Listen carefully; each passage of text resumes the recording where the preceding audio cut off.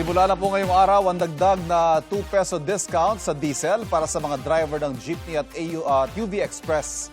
Pero may mga tsuper na umaalma dahil hindi nila sila kasama sa fuel subsidy. Susundan pa ito ng bagong round ng oil price hike. Nakatutok si Bernadette Reyes.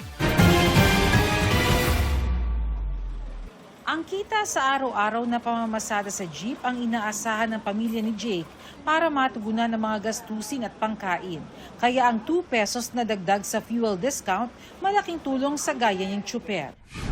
Hindi katulad dati na 10, kulang na kulang. Ngayon maganda naman ma'am sa 12. Ngayon, pambili ng ma'am, galunggong, pwede na.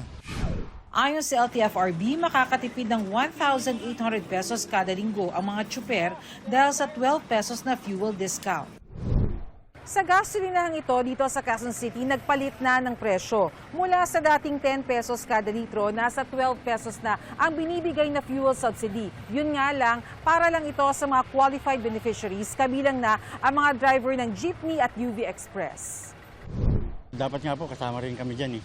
Pares lang hindi po kami namamasada. Kailangan na kailangan talaga yun kasi discount yun para sa amin. Sinasamantala ng mga tsuper ang pagpapagas, lalo't may nakaambang pag-alagwa na naman ng presyo ng petrolyo sa susunod na linggo. Hanggang 4 pesos and 50 centavos kada litro sa diesel at hanggang 3 pesos sa gasolina, ayon sa oil industry source. May karga kasi alam nila dito lang po sa amin ang mababa.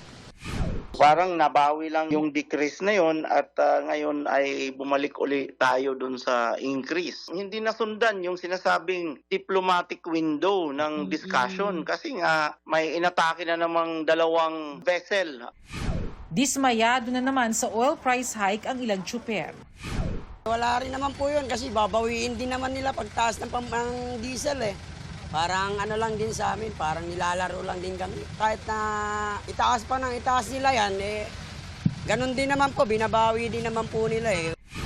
Ay, hindi po sapat yan. Kasi po dati, 4 na ikot lang ginagawa ko, no, 57 ang diesel. Ngayon ginawa ko 5 para pandagdag sa diesel. Sana nga lahat eh. Sabi ng transport group na Manibela, sana ibigay sa lahat ng pumapasada ang fuel subsidy bukod pa sa matagal na nilang hirit na dagdag pasahe. Wala naman totoong rollback na naganap kung meron man piso, 2 piso. Tapos pag susunod na araw, magtataas na naman sila pa piso-piso hanggang mabawi. Bernadette Reyes, Nakatutok, 24 Oras.